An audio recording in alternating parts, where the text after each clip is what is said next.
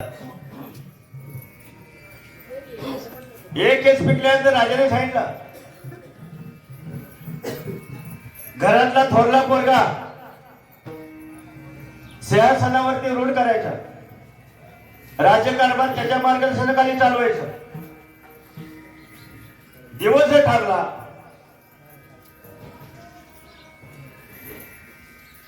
सगळे ब्राह्मण वृद्ध आले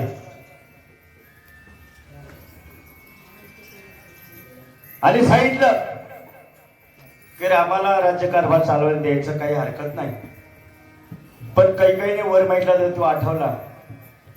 ठीक आहे म्हणजे आज काय मागायचं, ज्या दिवशी राज्यकारभार चालव सिंहासनावरती बसतील त्यावेळेस आपण वराची मागणी करायची. दिवस ठरला, वेळ ब्राह्मण वगैरे सर्व आले आणि त्यावेळेस काही नाही. राजा दशरथाला वर म्हटलं, राजा ज्यावेळेस देवाचं दानवाचं युद्ध चालू होतं, ज्यावेळेस तुमच्या रथाचं चाक निघालं होतं, त्यावेळेस मी डाव्या हाताचा कोपरा लावला होता, त्यावेळेस तुम्ही मला सांगितलं होतं की ते युद्ध जिंकलं त्या टायमात तू एक वर माग मी तुला देते. तर मी आज ते वर मागते ते पूर्ण करावं लागेल तुम्हाला. माग म्हणले काय मागायचे, म्हणजे भरताला राजगादी बसवा आणि प्रभू रामचंद्राला वनवासवाला पाठवा. राजाच्या डोळ्यामध्ये अश्रू व्हायला लागले. अरे हे काय, माझ्या घरातला थोरला चारित्र्यवान संपन्न व्यक्तिमत्व एक युग पुरुष आणि त्याला वनवासाला पाठवायचं, भरताला गादी बसवायचं. भरताला सुद्धा पटलं नाही. पण शेवटी एकूण ते पोरग असलं की लाडक असलं की आईचं सुद्धा काही चालत नाही, पोराचं काही चालत नाही. प्रभू रामचंद्रात तेवढं शब्द ऐकलं आणि सीतामाईला सांगितलं, सीतामाई चला आपल्याला निघायचे. प्रभू रामचंद्र आणि सीतामाया पुढे निघाले आणि माग लक्ष्मणराय निघाले आणि त्याच कालखंडात उर्मिलेचे ताट केलं ओळायसाठी आपल्या घराला. उर्मिलेने लक्ष्मणाला हाका मारली, ऐकलं का, ते नवरा बायको निघाले, तुम्ही पुढे चालले त्याच्यामध्ये. लक्ष्मण एक सांगितलं, अरे माझा भाव आहे, बंधुप्रेम आहे, मला भावाची सेवा करायची, मला भावासंग गेलं पाहिजे. ठीक आहे म्हणले, जा, पण भावाची सेवा करा. भाऊजे बरोबर आहे, चारित्र्य सांभाळावं लागल. चारित्र्य नाही सांभाळलं तर पांढऱ्या कपड्यावर डाग निघतात, पण चारित्र्यावर डाग निघत नाही. त्या टायमाला उर्मिला लक्ष्मणावर सांगितलं होतं. त्यावेळेस सर्व अयोध्यावासी बाहेर निघाले प्रभू रामचंद्राला घालवण्यासाठी. महिला पुरुष आणि तृतीयपंथी आणि अयोध्येच्या विषयवरती आल्याच्या नंतर फक्त प्रभू रामचंद्राने म्हटलं, महिला आणि पुरुष पाठीमाघारी जा. आणि तृतीयपंथी जे आहेत ना अजून सुद्धा टाळी वाजवतात. आपले सुद्धा टाळी वाजवत नाही, अशी टाळी त्यांची वाजवते. आजही त्यांची प्रभू रामचंद्र नामस्मरण करतात. आणि पुढं अयोध्येच्या बाहेर गेल्याच्या पुढं रामला आना कोणी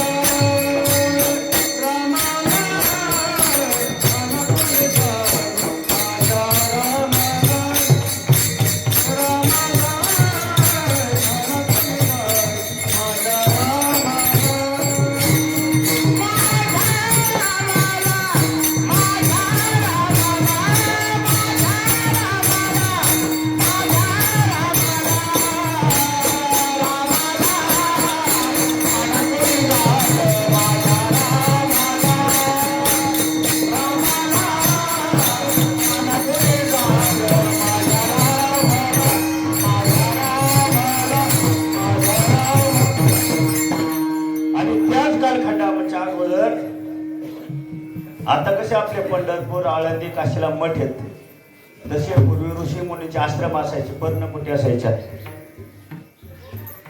पण ऋषी मुनी पण संसारिक होते आणि त्या कालखंडात गौतम ऋषी नावाचे ऋषी होते आणि त्यांची पत्नी इतकी रूपवान होती ना की इंद्राला सुद्धा मोह आवरला नव्हता.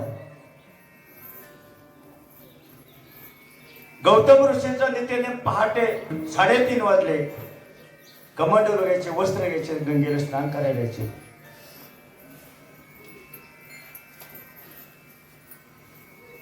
पण इंद्राने एकदा सगळ्यांना बोलून गेलं, बाबा आपल्याला असं असं करायचे, तू कोणता हो, तो लवकरच तिसरा प्रहर कर. पण गौतम साधूंचा सहज विश्वासाच, पुन्हा पण विश्वास ठेवतात. दैव योगायोगाने एक दिवस 12:30-1च्या दरम्यान कमंडलू हातात घेतले, स्नानात निघाले. कोंबडा हरवला होता. इंद्र पडले बघा, चंद्र झाला काळा, नार चुकला चाळा, आणि सांगितलं त्याला स्नान करायला. आणि गंगेपाशी गेलो, त्याला गंगेने सांगितलं, गौतमा आणि वेळ आंघोळीची नाही, रात्री 12:30 ते 3:30 या वेळामध्ये गंगा अपवित्र असतात. आपण किती वाजता आंघोळ केली? नाही नाही, काय काय नाही, वारीला आता करीत असतात 4 वाजता, पण वारीमध्ये 12:30-1लाच आंघोळ करतात. पाणी मिळते का नाही? पण सगळ्याला विनंती की 12:30-3:30 या कालावधीमध्ये रात्रीचं स्नान कधी करायचं नाही, कारण सगळं गंगेत धुतलेलं पाप तुमच्या गळ्यात. मग स्नान कधी करायचं ठरवायचं. अरे गौतमा किती वाजलेत? विठ्ठल विठ्ठल विठ्ठल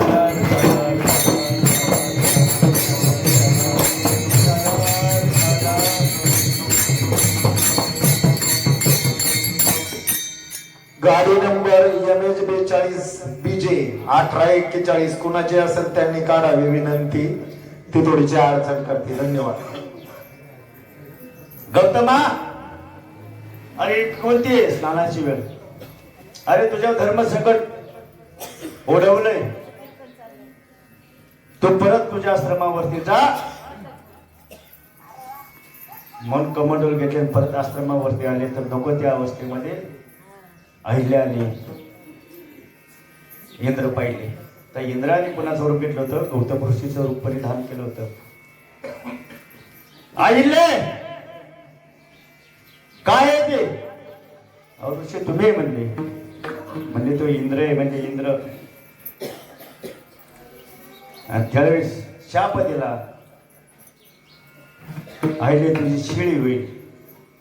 अहिल्ये मातेने सांगितलं, स्वामी माझी चूक काही नाही, हुबेहूब तुमचं रूप परिधान केलेले व्यक्ती मला वाटलं तुम्हीच, म्हणून मी संग केला.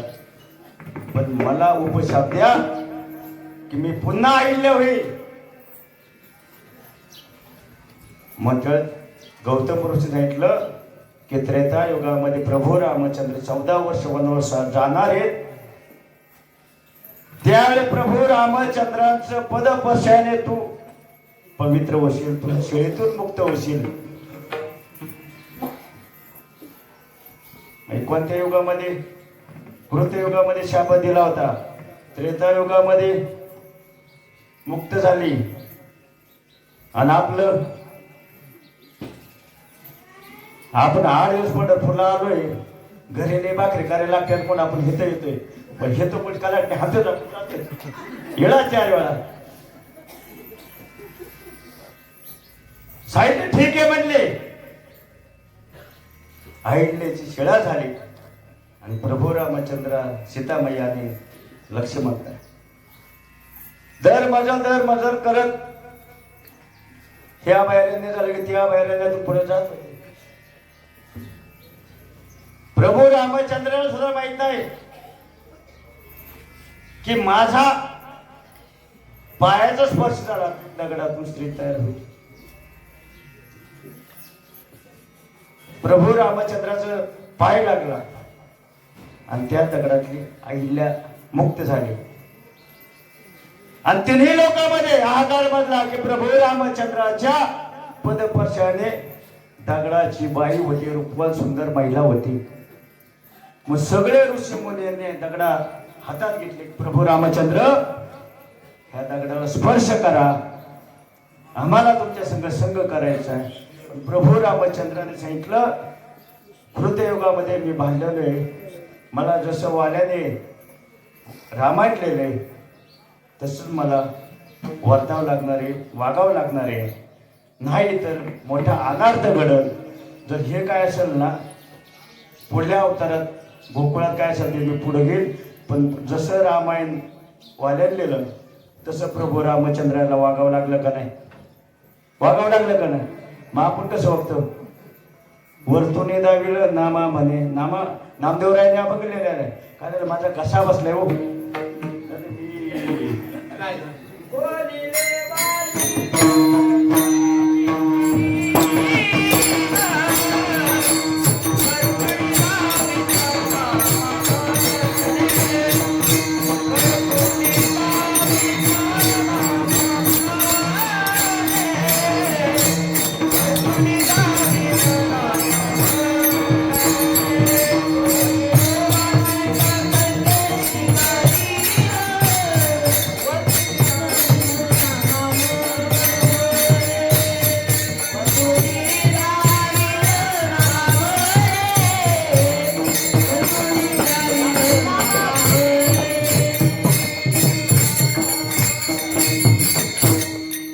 रामचंद्राने सर्व ऋषीमुनींना सांगितलं ह्या अवतारात मी बांधलेलो आहे. जर चुकून माझ्याकडून वागला पाऊस पडला त्या सृष्टीवरती अनार्थ घडल. पण जर मला संघ करायचा, खेळायचे, बागडायचे तर द्वापार युगामध्ये तुमच्या संघ खेळतील. तुकोबाऱ्या अभंगाच्या पहिल्या चरण सांगतात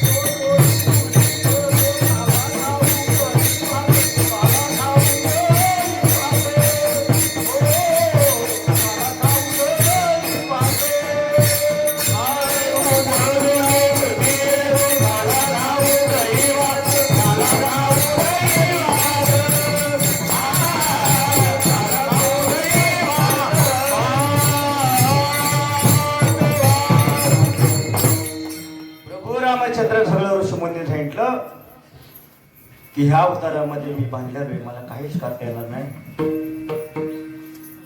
मला पुढल्या अवतारामध्ये ज्यावेळेस मी 8व्या अवतारात येणार आहे त्यावेळेस मी तुम्हाला गोकुळामध्ये तुम्ही सगळे गवळे व्हा गवळणी होताल. सगळे ऋषीमुनी जे त्रेतायुगामध्ये होते ना, ऋषीमुनी आश्रम होते, पण ते कशासाठी? धर्माचे पालन करणे, पाखंड खंडन.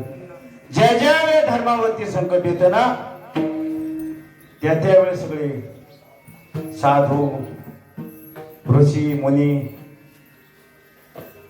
आणि ते त्यातले त्यात पहिले अवतार घेतात देव. का देव जन्माला येतात?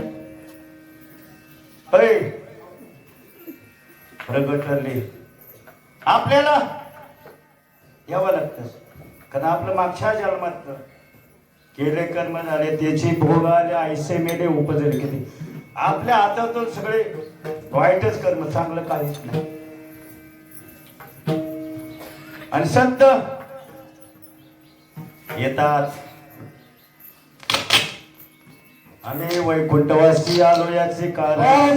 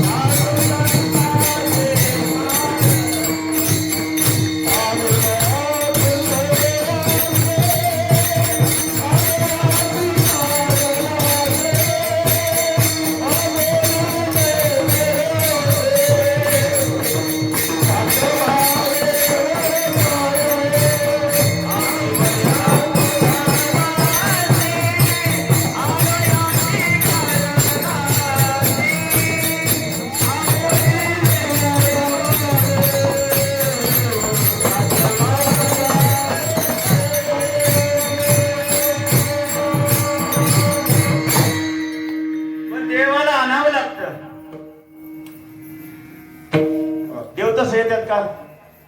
आणि याला रूपात. आणि याला रूपात का? पण ज्या ज्या वेळेस धर्मावरती प्रत्येक युगामध्ये संकट आलं, त्या त्यावेळेस देवाला अवतार घ्यावा लागला. त्रेता युगामध्ये रावण दानव होता का भक्त होता? मग त्याला वाईट, त्याच्यापेक्षा आपण वाईट वागतो. फक्त आपलं गंध लावलं, भगवं गळ्यात टाकलं म्हटलं, आपले सुद्धा मूळ कमी घालतात ना. आपल्याला काय धर्माचा अभिमान आहे का? शिरखुर्मा खायचं म्हणजे की आपण पुढे पण पळतो. पण ज्याला त्याने त्याच्या धर्माचा अभिमान बाळगला पाहिजे. जर आपल्या धर्माचा आपण अधिष्ठान नाही जपलं,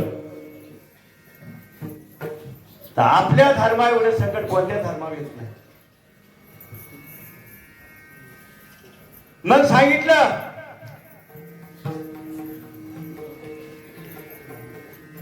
परत वत्स रूपी गाय ब्रह्मदेवापाशी गेली. देवा नेत्री वायो सांगते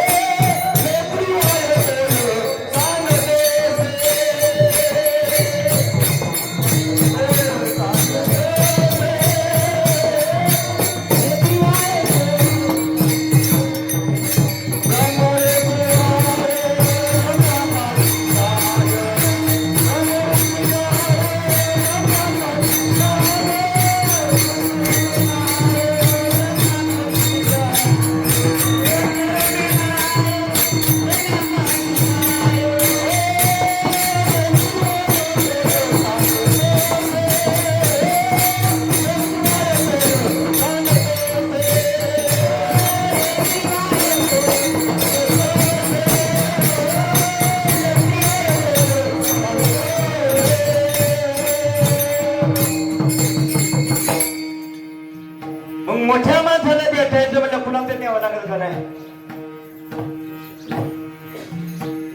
मुख्यमंत्र्याला भेटायची मध्ये यायचं कुणाला खासदार आमदार मग व जगाच्या बापाला जर भेटायचं असेल तर कुणाला भेटावं लागेल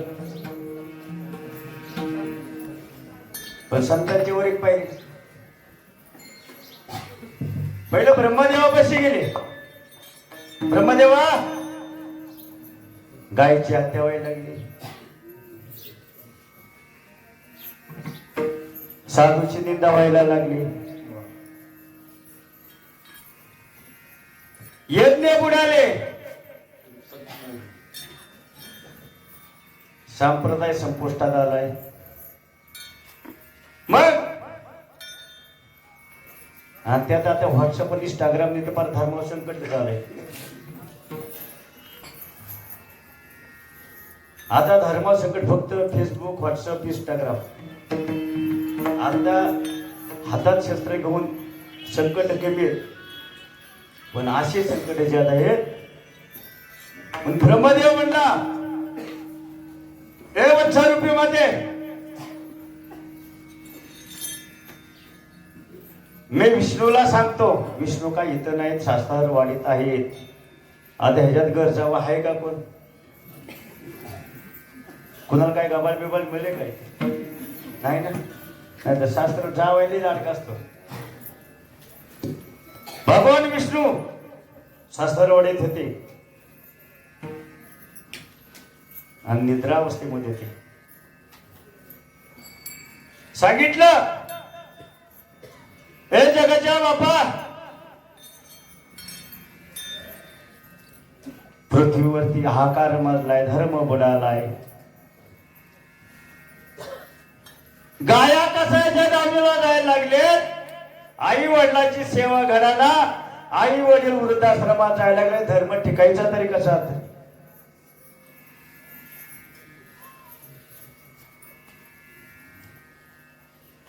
मग काय करायचं तुम्हाला अवतार घ्यावा लागल म्हणजे पुन्हा अवतार किती झाले किती अवतार दोनच अवतार परिपूर्ण आहेत पूर्ण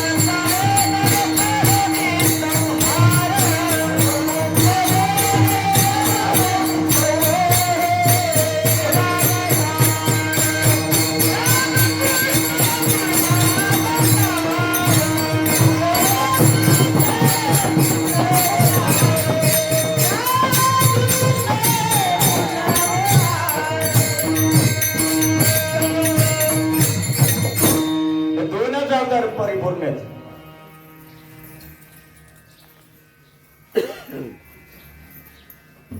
एक राम अवतार आणि कृष्ण अवतार पण कृष्ण अवतार जन्माला यायच्या अगोदर सगळं देवानी बैठक बोलवली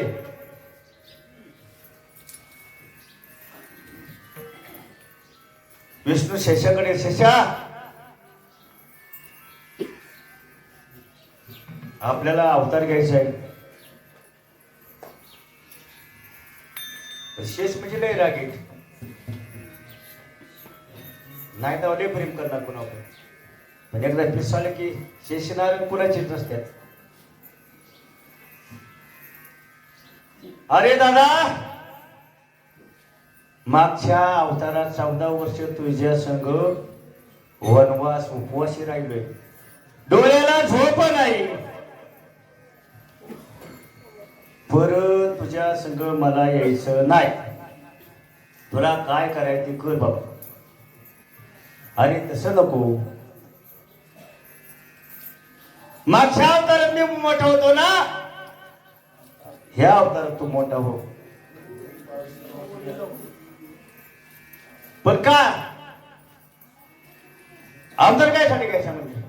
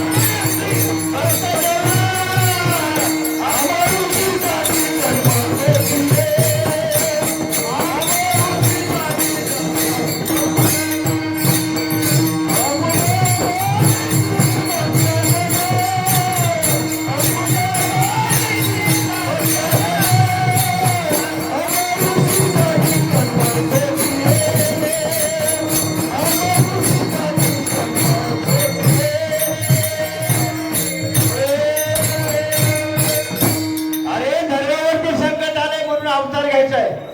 आता पण बघा की एकामेकाला शिवाय देतो कोणी, पण ज्यावेळेस धर्मावरती संकट येतं, माझ्या आया बहिणीचं सिंदूर ज्यावेळेस धोके येतात ना, तर अंगठा बहादूर सुद्धा असेल किंवा शाळा शिकलेला एखादा मोठा उच्च अधिकारी असेल, तो धर्मासाठी कधी तडजोड करतो का? तेव्हापासून धर्मावर कसलं संकट येऊ द्या. आणि आता सुद्धा तीच परिस्थिती, धर्मावर संकट येते. सोशल मीडियातून काय तर प्रगट होतं, काही तर दाबलं जातं. का तर राजकीय वरच असताना ते दाबलं जातं. का तर धर्म संकट जर असं एकदा रक्त उफळलं तर कोणाची खुर्ची कधी निघून जाते तपास लागत. एवढी धर्मामध्ये ताकद आहे. नुसती लाडकी बहीण म्हणलं तरी तुम्हाला पैसे मिळत तरी सख्या भावाला तुम्ही प्रेम करता हो.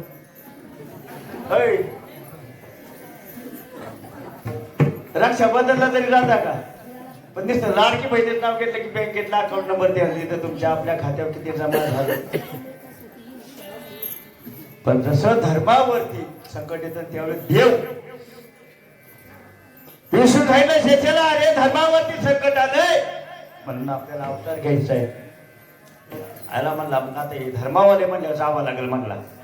बाकी तुझं काही स्वार्थ असता तर मी नसतो आलो, पण धर्म संकट आले म्हणलं मी तुझ्या आधी जातो. मग त्याच कालखंडामध्ये शूरसेना आणि उग्रसेन नावाचे दोन राज्य करीत होते.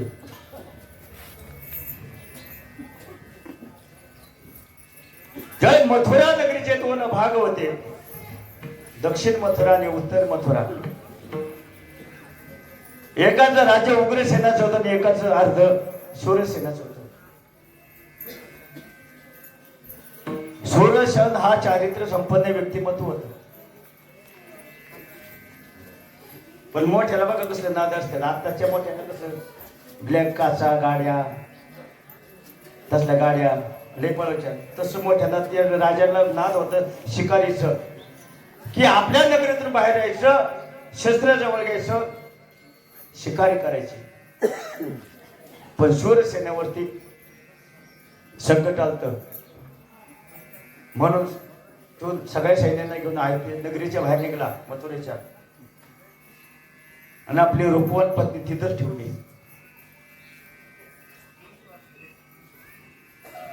आणि ते राजे काय असे आपले 8-8 दिवस नव्हते जात.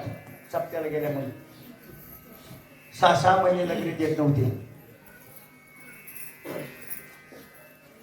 आणि त्याच कालखंडामध्ये एका दानवाचा शूरसेनच्या पत्नीसंग समागम झालं.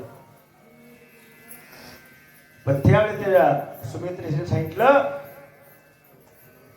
तू जर असे हे कृत्य केले ना, तुझा अंत कुणाच्या हाती होईल सांगता येत नाही. पण जगाच्या उद्धारासाठी, धर्माच्या रक्षणासाठी जगाचा बाबतीत जन्माला येणार आहे, त्यावेळी तुमच्या दानव वंशाचा नायनाट केल्याशिवाय राहणार नाही. आणि पुढं शूरसेनाला कंसासारखं एक पोरग जन्माला आलं. राक्षसी वृत्तीतून संबंध निर्माण झाला तर जन्माला राक्षस येणार जसं पेरलं तसं उगवतं ना शुद्ध बीजापोटी हे काय फळ रसाळ गोमटेत का कंसासारखं फळ रसाळ गोमटे दानवत ना रक्ताचा दोष आहे ठेव. राजा परत नगरीमध्ये आला त्याची बायको घरोघर आहे शिवसेनेची आणि जन्माला आला कंसासारखं दानव. तो जन्मते येताना टावड हवे दिसत होता.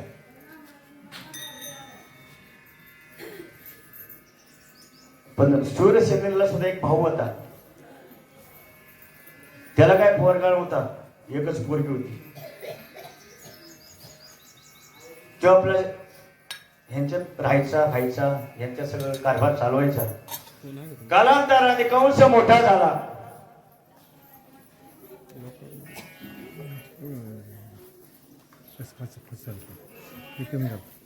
सत्तेची मस्ती राजगादी बसायचे. पहिले त्यांनी त्याच्या आई वडिलांना कारागृहात टाकलं आणि राज्यावरती जाऊन बसला. आपल्याकडे आहे का नाही आता वर्ग थोडं बरोबर कारभार काढून घेते का नाही बापाचा ऐ घेतात का नाही मग ते आतापासून तेव्हापासून मग त्या टायमात परत आपली चुलत भाई उपवास झाली तिचं लग्न करायचे. जागा शोधण्याच्या तयारी लागतात. सोयरे पण तुला बोलायचं पाहिजे 5-50 एकर जमीन असते का आता. राजाची चोरी घे राजा सगळं होईल का गरीबा सगळं होईल. आता नाही आता फक्त मन जोडली की झालं व्हॉट्सअप स्टेटस मी तुला आवडते. पण तेव्हा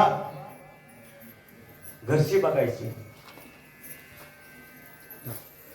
पण उग्रसेनाचा मुलगा वसुदेव त्याचं पहिलं लग्न झालं तर त्याच्या पहिल्या बायकोचं नाव काय होतं रोहिणी. कंसाला वसुदेव योग्य त्याचा वाटला. मग कंसा गेले बा वसुदेवाकडे तुला माझ्या बहिणी संग लग्न करावं लागल. अरे राजा माझं पहिलं लग्न झालंय मी कशाला दुसरं करू. तुला करावं लागल नाही केलं तर मृत्यूदंड दिला जाईल तुला.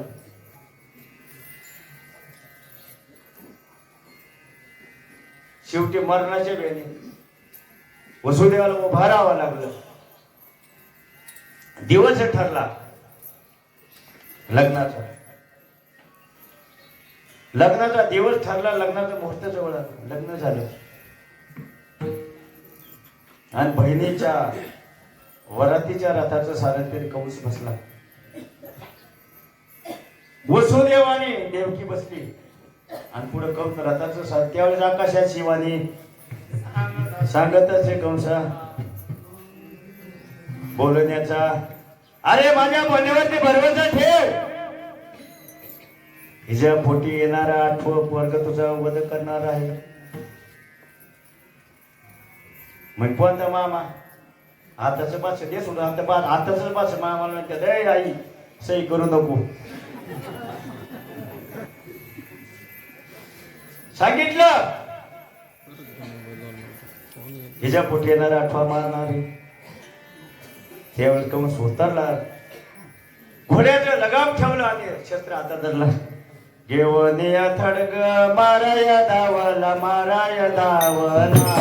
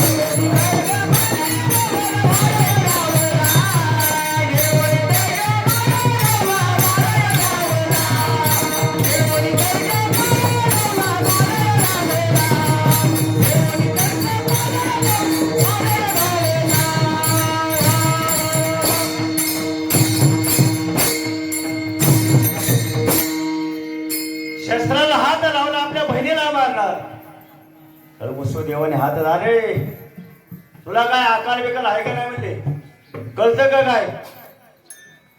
बहिणीला मारतोय. स्त्री पातकाचं पाप लागल, मारू नको, आम्हाला कैद करून ठेव. मग कंसाने आज्ञा दिली, त्यांची मथुरेच्या कार्यक्रमात रवानगी करा.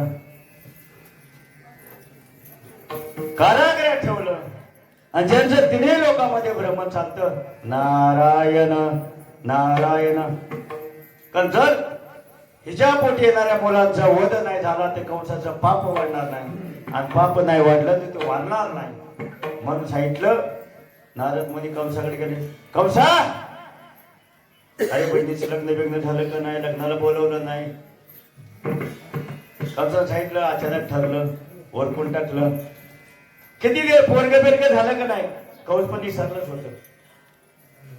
कारण मोठ्याच्या धावपळीत काही गरीबाचं आठवण राहत नाही, आणि त्यातले त्यात कारागृहात असला तर त्या माणसाचं कुणी विचारत नाही. का हो? आपले मध्यंतरी होते 2-3 महिने, विचारलं आठवलं कुणाला? धर्मासाठी होती ना आतमध्ये, ते काय स्वतःसाठी होती काय आतमध्ये? कंस विसरला, आठवणीत आलं. वर्ष झालं 1 2 3 4 5 6 बालक मारली, आणि 7वा ज्याला सांगितलं विष्णू राहिलं, शेषा तुझा देवकीच्या घरामध्ये. आणि 7व्या अवताराला भरून ट्रान्सफर केला, रोहिणीच्या उदरात आला.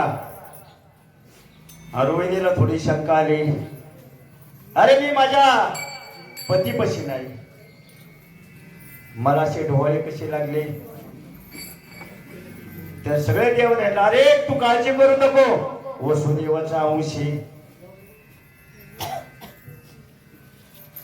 मग वसुदेवाचा अंश त्यामुळे काय म्हटले ना, तिला म्हणतो बळीराम दादा 45 8व्यांदा देवकी बरोबर राहिली.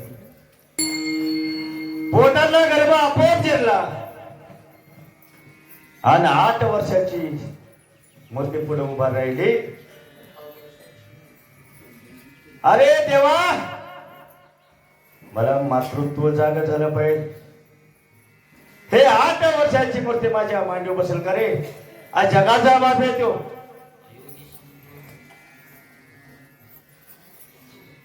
त्याला मोठं होता येते आणि बारकं होता येते. 2 तासाचं बालक झालं आणि मांडव घेतलं आणि सांगितलं, सोडा सोडा मिठी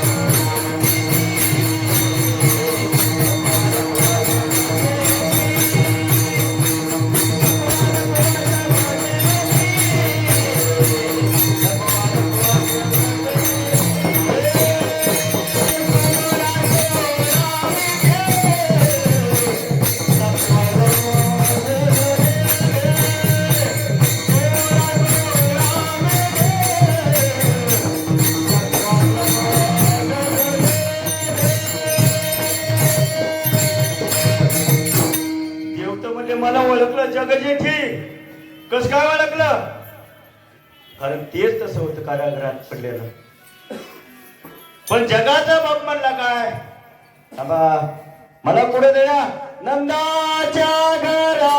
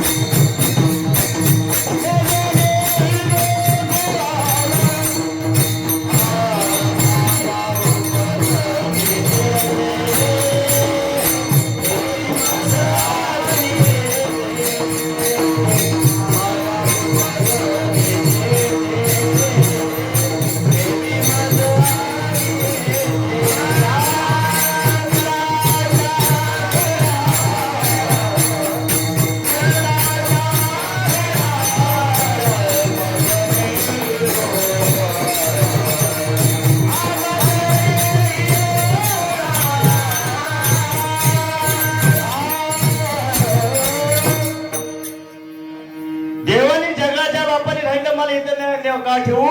मी सुरक्षित कोणत्या जागेवर राहील तर नंदाच्या घरात राहील. पण नंदाच्या घराला का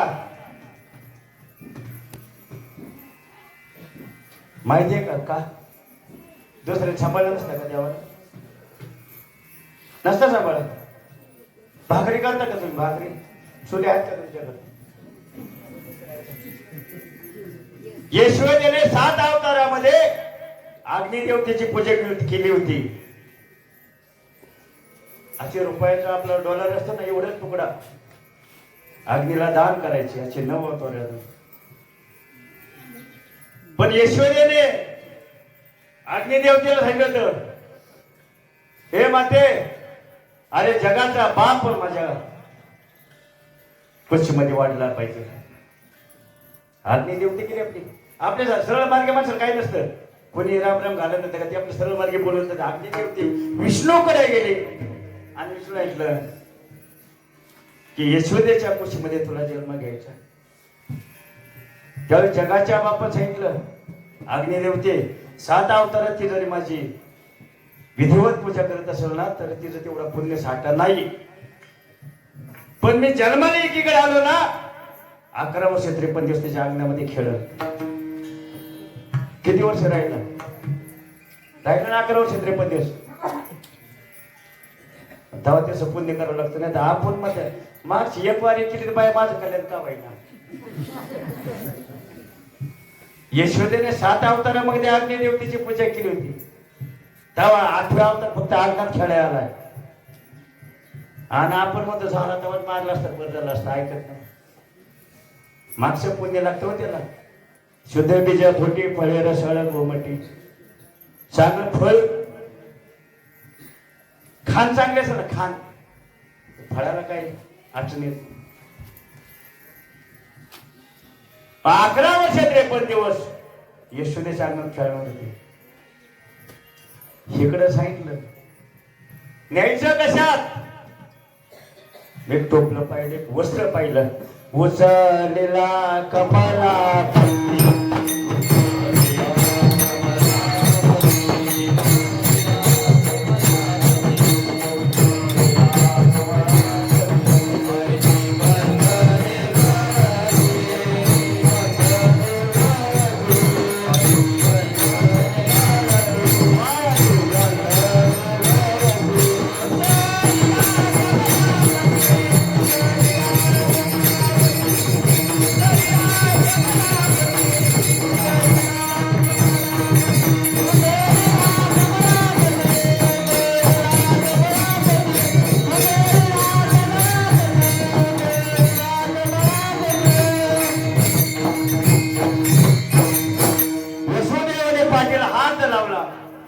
जगाचा बाप पाठी ठेवला. सगळी बंधने गळाली, कारागृहाची कुलपे गळाली. सैन्य सगळं निद्रा अवस्थेत गेलं. श्रावण महिना होता, थोडी चालू होती. रात्रीचे 12 वाजले होते. जगाचा बाप डोक्यावर घेतला. निघा सगळी सण देव मागे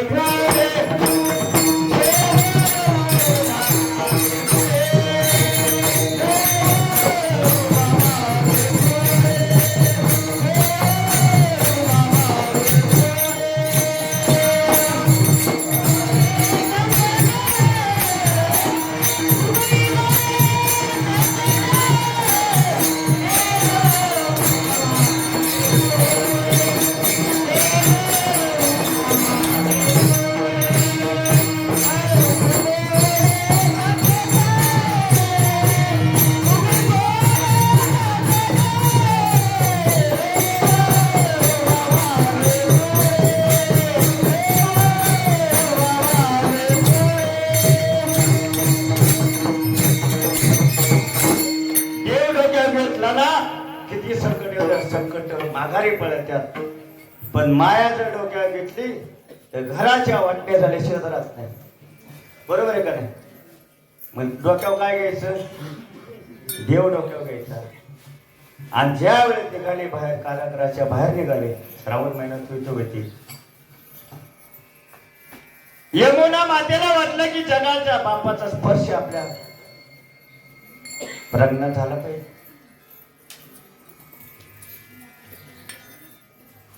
वसुदेव राजा निघाले, यमुनेच्या तटे आले.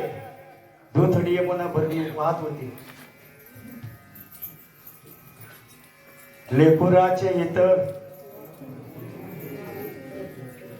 बापाला काळजी हो. आपल्या वर्षाचा दिवा आहे.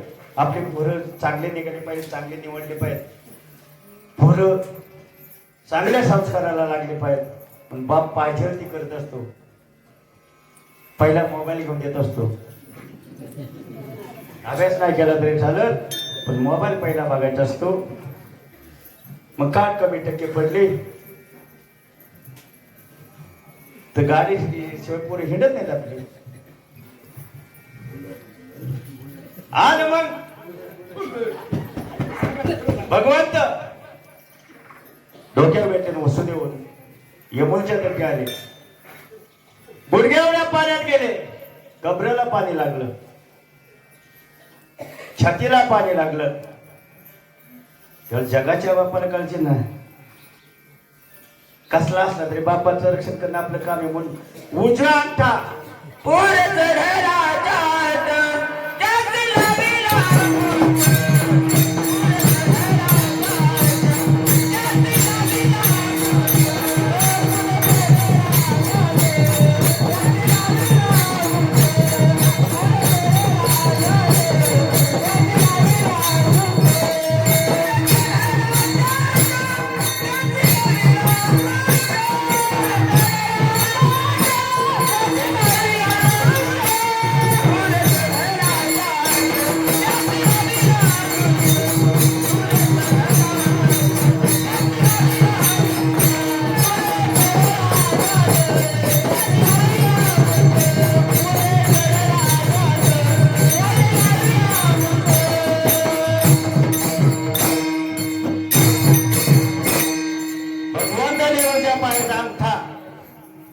यमुनेच्या पाण्याला लागला. तर यमुनाचे तू बंगले सरळ असा रस्ता तयार केला.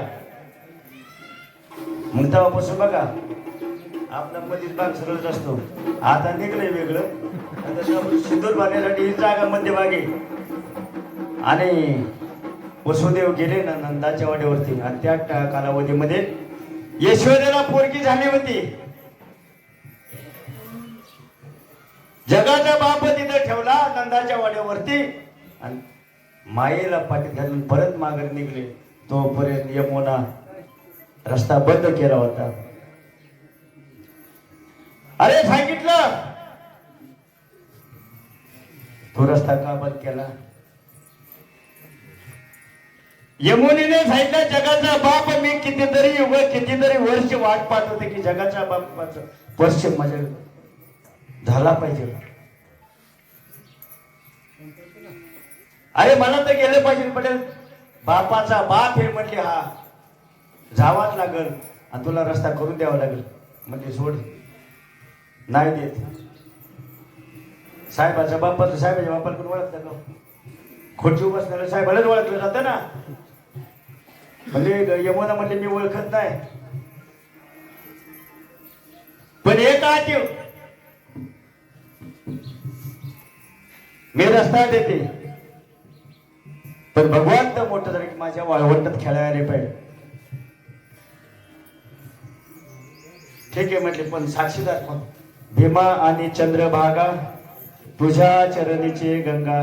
किती वेळा दर्शन करायला गेलं तर भगवंताच्या उजव्या पायाला खड्डा आहे का? आहे का? मग तू साक्षीदार भीमा आणि चंद्रभागा तुझ्या चरणीचे गंगा. तेव्हाच जामीनदारी रस्ता गेला, पड्याला गेले. आणि मग कारागरात केला तिने. का घरावळा चालू केलं ना. पोरगी जन्माला बघा कशी का घरावळ करते. तेव्हा मायेने अकंत केला. आणि सगळे निद्रावस्थेत गेलं. शैल्य पुन्हा जागे झालं. आणि कंसाला निरोप गेला की बाल रडल्याचा आवाज तर कंस आठवा आहे म्हणून लई पळत आलं. आता काय सोडायचं नाही. ह्याला तर मारायचाच म्हणला. आला उजवा पायात हातात आला उजवा आणि गार गार फेरावं. आकाश मार्गे निघली आणि त्यावेळी तिने सांगितलं अरे कंसा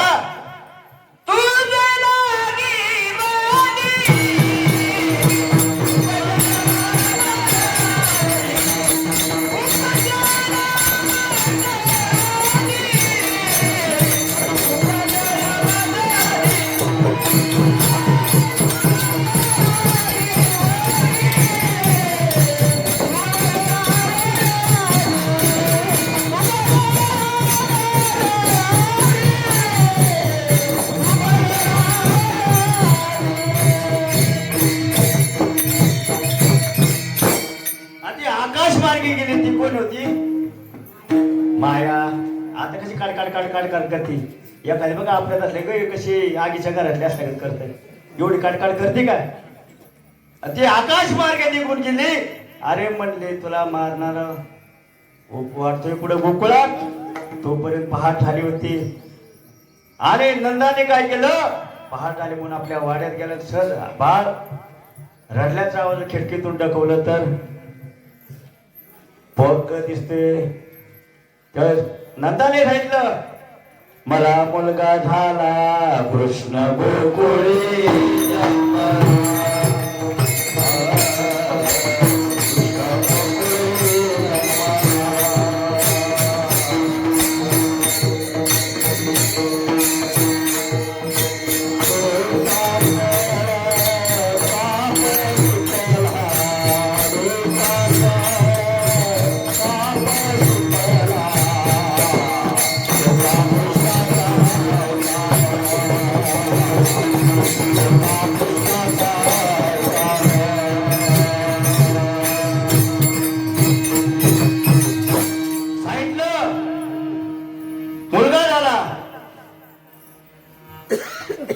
आणि मग सगळे गोकुळवासी जमा झाले.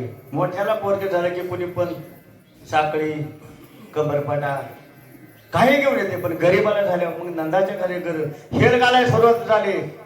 गवळ सांगे गवळ दिला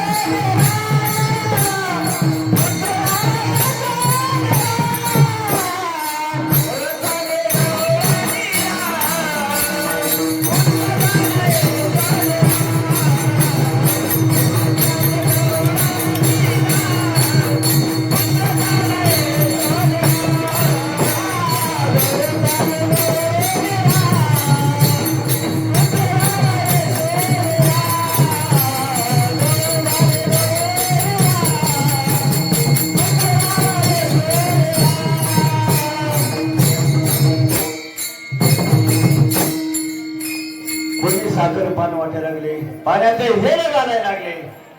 कारण पाटलाला पोरग झालं की गावात आनंद होत असतो पण एखाद्या गरीबाला पोरग झालं तर कोण गोकुळ सुद्धा बघत नाही. पण नंदाला वंशाला देवा झाला होता सगळीकडे कोण साखर पान महिला हेर घालायच्या. आता आहे का हेर आपल्या इकडं आमच्या टायमात होत दासी जणी हेल घाली सगळ्या नंदाच्या घरी 5-5 हांडे टाकायच्या. आता तांब्या भरून घेऊन जात नाहीत. आता नळ आले सरकारी दवाखाना मोठमोठे हॉस्पिटल आता 5वी सुद्धा होत नाही.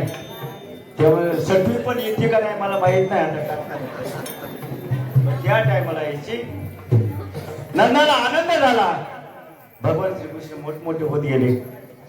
कारण आता लवकर आपल्याला काला करायचा रेल्वे जायची कुणाला रेल्वे जायचे कुणाला एसटीत जायचे त्यामुळे आपल्याला लवकर उरकायचे. भगवान श्रीकृष्ण मोठं होत चालले. भगवान श्रीकृष्ण ज्यावेळेस गोकुळात वाटले त्यावेळेस कंसाने तिकडं राज्यसभा भरवली. ही आत्ताची राज्यसभा नाही राजाची सभा. अरे मला मानाला गोकुळात वाटतोय त्याची सुपारी कोण. आणि त्यावेळेस पहिला इडा घेतला तो पद्मावशीने घेतला. स्तनामध्ये विष भरले आणि निघाले गोकुळाच्या दिशेने. नंदाच्या वाड्यामध्ये आले यशोदे. अगं मी तुझी लांबची बहीण आहे. यशोदा म्हणजे मला जोपर्यंत पोरग नव्हती पण ती सावतर बहिणाच्या जवळ आली सखी ही कस काय आली नातं बोलतं बहिणीचं. आता बघा वारीत गेलो कसे लय घरा खाल्ल्या ना बायांनी वारीत भाकरी साठले की नातं जुळतं लगेच नातं होतं निघणार. मी तिकडले मी इकडले तुमचं बाहेर पुरलं तर ती ननंद पुढं पोरगी पुढली सुरू पुढली महिलांचं नातं तसं पुतण्याने लगेच नातं जोडलं. सांगितलं मी तुझी लांब लांबची बहीण आहे. अगं तुला पोरग झाले पण भेटायले. यशोदा म्हणे बाळाला नाव घातले आता झोपवले पण जगाच्या बापांना मी झोपायला आलोय का निद्रावस्थेत जायला आलोय. पण भगवंताने रडायला सुरुवात केली. त्यावेळी पुतना म्हणजे यशोदे का ग खोटं बोलते बाळ रडते. गेले बाळाला उचललं स्तनाला लावलं. बाळा भगवंताने दूध विष पेले रक्ताला हात घातला आणि धाडपणे खाली पडली. त्यावेळी जे पुतणीला बाहेर काढायच्या टायमाला काय केलं खांडोळ्या करायला लागल्यात. भोपळा तर ती लागली प्रसाद द्यावा लागला. मोक्ष मिळला का नाही स्पर्श झाला तर भगवंताचा. पण आपण येडी वाकडे आंघोळ करतो तिकडं गण तिकडं गण वरच्या कपड्यातला बारा दिलं का नाही खालचं कांदे काढायला का नाही जावाय पुरील तारा देतो का काय आपली पूजा नाही केली. एका चिंताग्रतेने देवाच्या आत्मीयतेने भाव समर्पित भावने केली पाहिजे तर ती सेवा समर्पित. तिकडे निरोप गेला मथुरेमध्ये पुतना मारले असंख्य परत राक्षस आले कागासूर आला महाबळ भट्ट आले. पण शेवटी आता काय करायचं संकटावर संकट घ्यावं लागले. तर यशोदा मातेने नवस केला. नवस आता बायला नवस करतात पोरं होते म्हणून नवस पोराचं चांगलं होते म्हणून नवस सून समजत नाही म्हणून नवस सगळं नवसच जात. आणि मग यशोदा मातेने गणपती बाप्पाला नवस केला. ह्याच्यावरली संकट गायब कर मी तुला एवढं एवढं मोदक करेल. पण भगवंत तळवे तळ हात तळ हात टेकी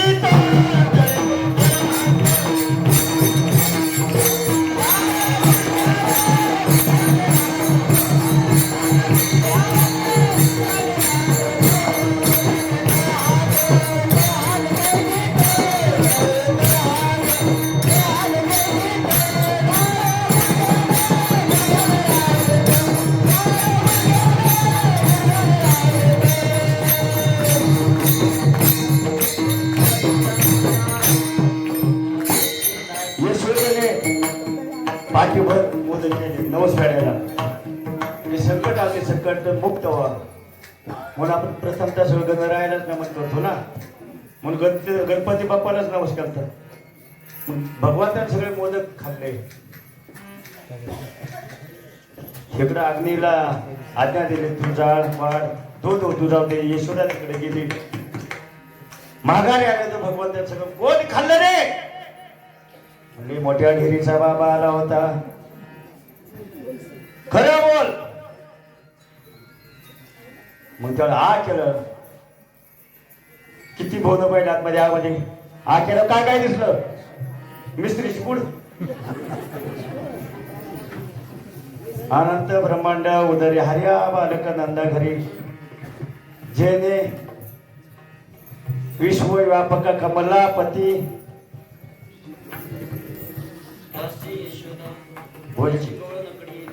बघा. मग जगाच्या बापाने नवस संकट येत असत आपल्यावर संकट येणार आहेत का नाही. आपली संकट काय शेजाऱ्यांनी बांधकोरला शेजाऱ्यांनी कंप्लेंट दिली आपली अशी संकट. पण देवावर धर्म संकट मोठमोठी असायची. मग ती धर्म संकट कोणती गायी कसायच्या दावण्याला देणे काळी गाय दारा पुढे असणे कोणी कुणाचा मान सन्मान न ठेवणे. आता हा धर्म चाललाय हो. त्याला काय कळते त्याला काय अक्कल आहे का तो काय क्षण आहे का. आताच धर्म संकट मग यशोदे सांगितलं आता तू बाहेर जा गल्लीत सगळे संकटे गोळा खेळ. मग भगवान थोडं मोठे झाले ह्या गल्लीत त्या गल्लीत जायला लागला. घरी सगळं असंच होतं बारकालं. अरे तुमच्या घरी काय आहे? दूध कुठे जाते? म्हणले देवा एक दंडक आहे गोकुळातलं सगळं दही दूध तूप लोणी मथुरेत द्यायचं. त्याच्या राक्षसांना मोठं करायचे ना आपल्याकडे उठवून चालल्यात. आम्हाला घरचे ताक सुद्धा देत नाही आणि दिलं तर त्यात पाणी ओतून देतात. मग काय मग देवाने सांगितलं या रे माझ्या मागे मागे पाहिजे तेवढं देतो तुम्हाला. फक्त तुम्ही मागा कुणाच्या घरात सांगा दही कुणाकडे दूध कुणाकडे. मग काय आता सुद्धा बघा असतात की 4 गावात असते तर घराचा नंबर टिपायला त्याच्या घरात एवढे तो असं आहे. तेव्हापासून चालू आहे प्रथा ती आत्ताची नाही गोकुळापासून प्रथा चालू आहे. मग अनेक खोडे केले सगळी गवळणी नंदाच्या वाड्यावर यशोदे अगे भगवान त्या घोड्या करतोय आम्ही काय करू? गोकुळात राहू का नको? यशोदेने एकदा दोनदा भगवंताला सांगितलं अगं माझा पोरग पाटलाचं पोरग आहे राजाचं पोरग आहे. ते काय कुणाच्या घरी येऊन कुणाच्या खोड्या करा मोकळा काय तो. आणि आता खोड्या सुद्धा मोठ्याची पोरं करतात फक्त गरीबाच्या पोरा येतात. अजिबात नाही म्हटली. एक गवळण होती गवळी बारीकच होता माझ्याकडे आणि गवळण मोठी होती आमच्या गवळणी फक्त मला दाढी नाही. आणि सांगितलं ते झोपले आणि पत्नीची दाढी आणि पत्नीचे गेट गाठ मारले. तू गाठ सोडून दाखव. असंख्य खोड्या केल्या. शेवटी यांचे निघाले ज्ञानोबा तुकाराम.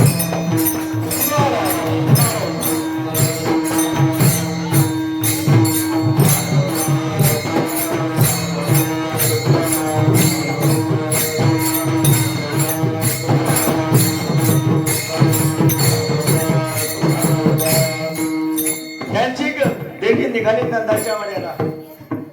यशोदे बघ तुझ्या पोराने काय खोडी केली. पतीची दाढी आणि माझी वेणी दोन्हीची गाठ बांधून गाठबाई कोणाची सुटेना. काप ऐकले की कापता येईना. गाठण सोडायला सोडता येईना. काय हात ना लाव. मग हात लावला तर गाठण सुटली. मग यशोदा वाईट लागले कृष्णा कृष्णा तू लावी ताकीद करते घरी कुणाला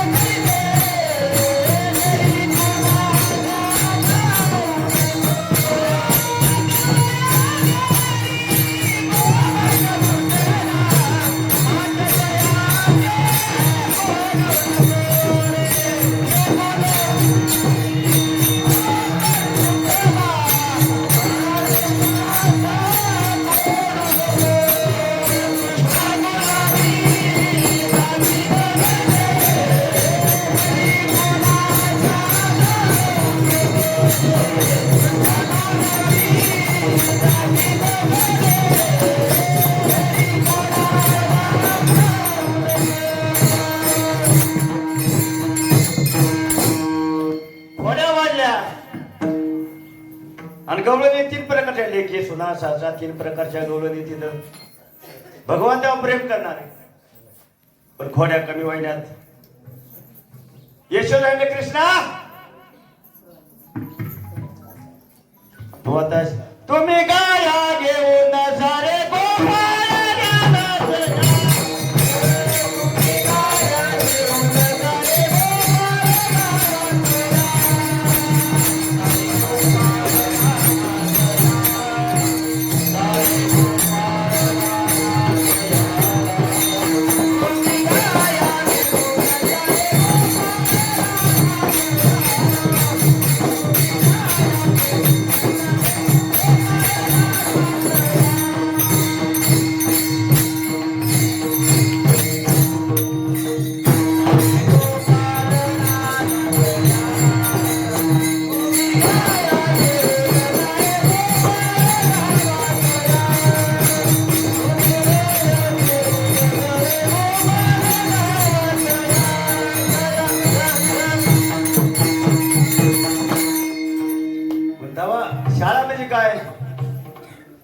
गाया चाराय घेण्याच्या आताच इंग्लिश मिडियम स्कूल, मग तेव्हा जर गाया चाराय शाळेत घेऊन जायच्या, मग तेवढं भगवंतानं सांगितलं, अर्जुना सांगितलं, चला वळू गाई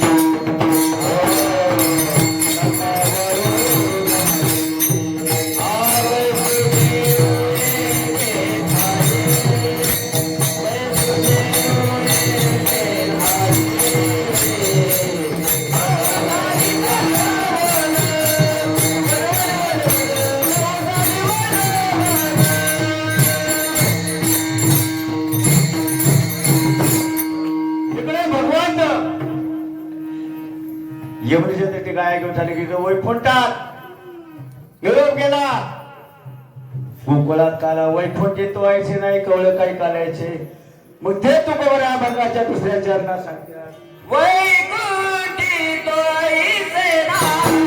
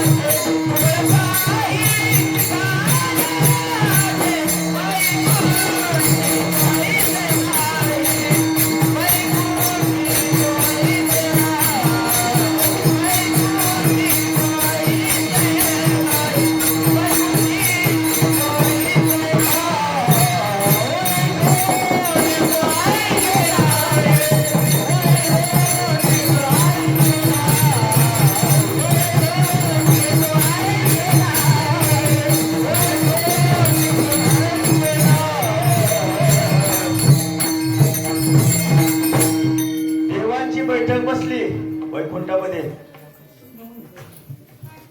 अरे जगाचा बाप काला करणारे यमुने तटी, पण आपल्याला देव करायची शाश्वती सांगता येत नाही. देवाने आधी सांगितलं होतं,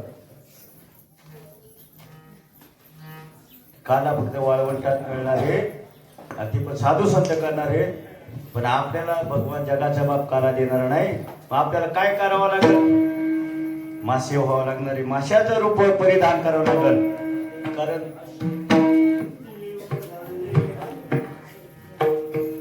देवाने माशाचं रूप परिधान केलं. यमुनेच्या ढोहात आले सगळे, तोपर्यंत यांनी सगळे गुरु बिर वाळवंटात नेले यमुनेच्या तटी. भगवंताने खेळ चालू केले.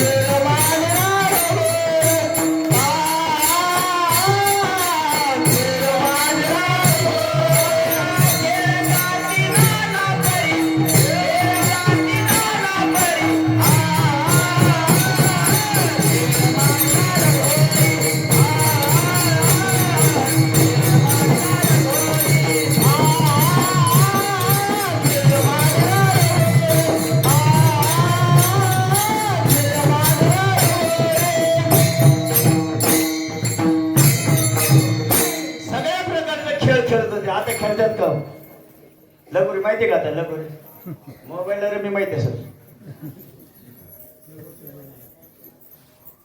चेंडू फळी आता क्रिकेट म्हणतात तुम्ही त्या टाइमला गोकुळात भगवंतांनी यमुनेच्या वळवटात अनेक प्रकारचे खेळ केले आज सांगितलं देवा रे भूक लागली पोटाला काहीतरी पाहिजे मग देवाला कळालं होतं की यमुनेच्या तटी काला होता रे मग आपण मासे व्हा तसं दानवांना सुद्धा कोण लागली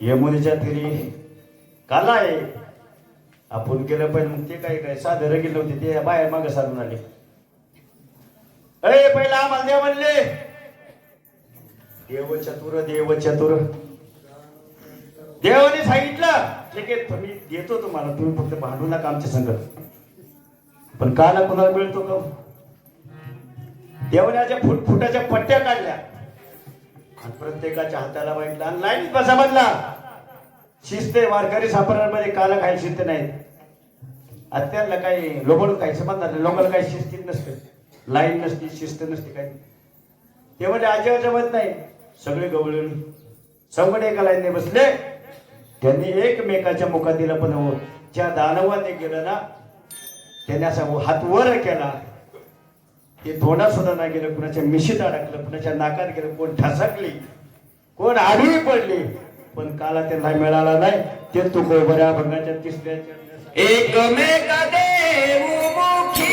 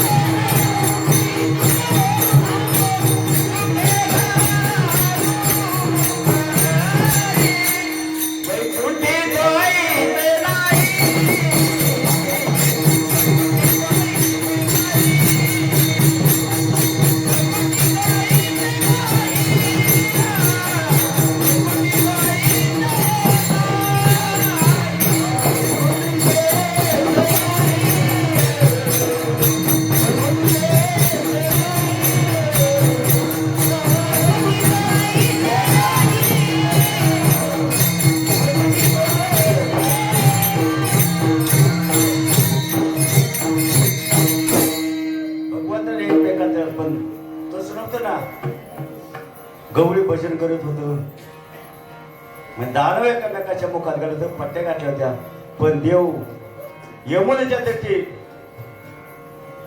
माशाचं रूप घेत होतं ते सगळं कार्यक्रम पाहतात भजन ऐकत होते विठोबार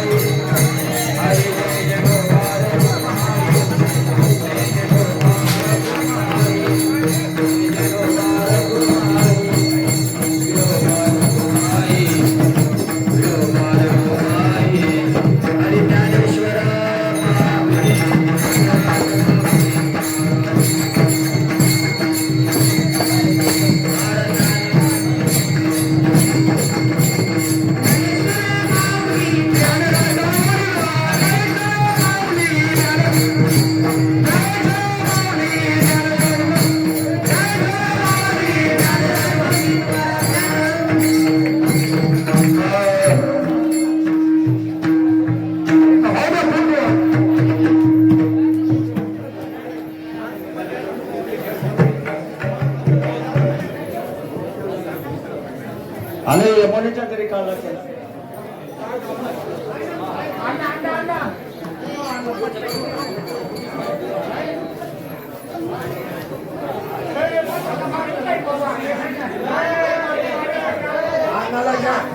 जो भगवान है परमात्मा ने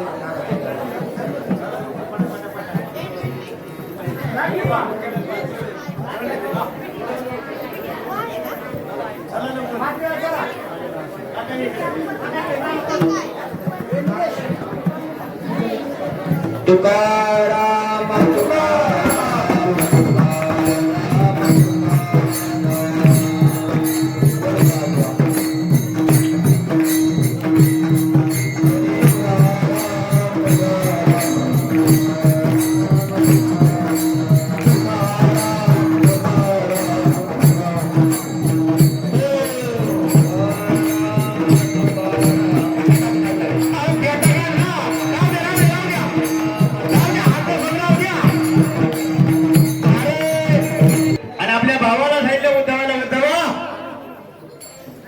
कलियुगामध्ये उद्धार करायचा असेल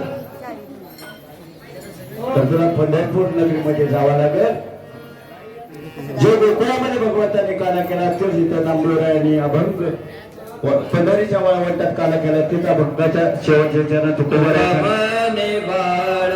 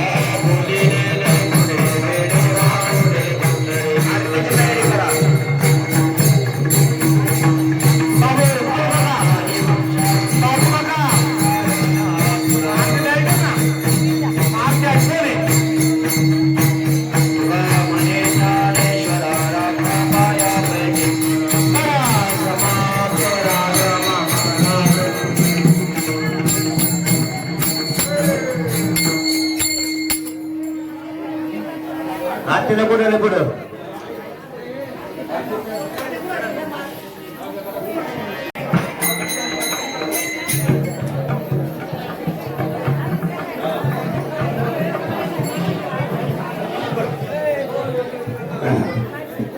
साधनाला पुढे आरतीला